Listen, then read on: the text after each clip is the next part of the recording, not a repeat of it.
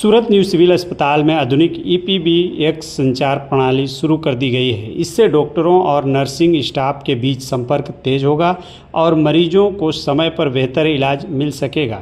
Doctor Parul Vadgama के मार्गदर्शन में शुरू की गई इस व्यवस्था से अस्पताल के 300 से अधिक टेलीफोनिक नोट्स जुड़े हैं। Trauma centre, OPD ward, operation theatre और अन्य विभाग अब एक ही नेटवर्क से जुड़े रहेंगे, जिससे आपातकालीन सेवाएं और मरीजों को इलाज अधिक तेजी और प्रभावी होगा, जिसकी जानकारी डॉक्टर पारुल वडगामा ने विस्तार से दी। सूरत सिविल हॉस्पिटल खाते તમામ જે હોસ્પિટલ સર્વિસીસ રિલેટેડ જે 7 બિલ્ડિંગ્સ છે, જેમાં kidney building, covid building, old trauma centre, OPD block, superintendent ઓફિસવાળો બ્લોક, જે બ્લોક તથા ફિઝિયોથેરાપી એટલે ઓલ્ડ ICU બિલ્ડિંગ, આ તમામ બિલ્ડિંગ્સ પ્રોપરલી અંદરથી એકબીજા સાથે કનેક્ટ રહી શકે। કોઈ પણ પેશન્ટ કોઈ બી જગ્યાએ કે કોઈ પણ સિસ્ટર કોઈ બી જગ્યાએથી બીજા વોર્ડ્સને કનેક્ટ કરી શકે।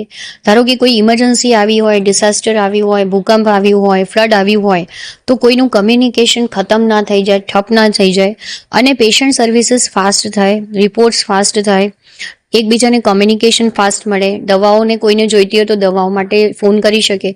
તો એવી એક સિસ્ટમ આપણને જોઈએ, જેને EPBX સિસ્ટમ કહેવાય છે। એના કારણે આપણે 250 જેટલા પોઈન્ટ કવર કર્યા છે અને એ 250 જેટલા પોઈન્ટ એકબીજા સાથે કનેક્ટેડ છે, જેથી કરીને પેશન્ટની ટ્રીટમેન્ટ અને સર્વિસીસ થોડી ફાસ્ટ થઈ શકે। જી, આનું ઓપરેટિંગ ક્યાંથી થશે અને કેટલું ઝડપથી આનું ઓપરેટિંગ આનું સુપ્રિન્ટેન્ડન્ટ ઓફિસની નીચે જ કેબિન છે, ત્યાંથી થશે। સેન્ટ્રલ ઓપરેશન સુપ્રિન્ટેન્ડન્ટ ઓફિસ બિલ્ડિંગથી થશે અને સાથે સાથે 6 બિલ્ડિંગ્સને કનેક્ટ કરવામાં આવશે। એ સાથે ફિઝિયોથેરાપી કોલેજ, નર્સિંગ કોલેજ એ બધું બી કનેક્ટ કર્યું છે અને આમાં ડૉક્ટર કેતન નાયક RMO સાહેબે બહુ મહેનત કરી છે આને સિસ્ટમને એસ્ટાબ્લિશ કરવા માટે અને ખૂબ જ સારી રીતે એસ્ટાબ્લિશ થઈ છે। છતાંય અમે એનું મોનિટરિંગ બી કરતા રહીશું કે સિસ્ટમમાં શું બીજું ઇમ્પ્રુવમેન્ટની જરૂર છે।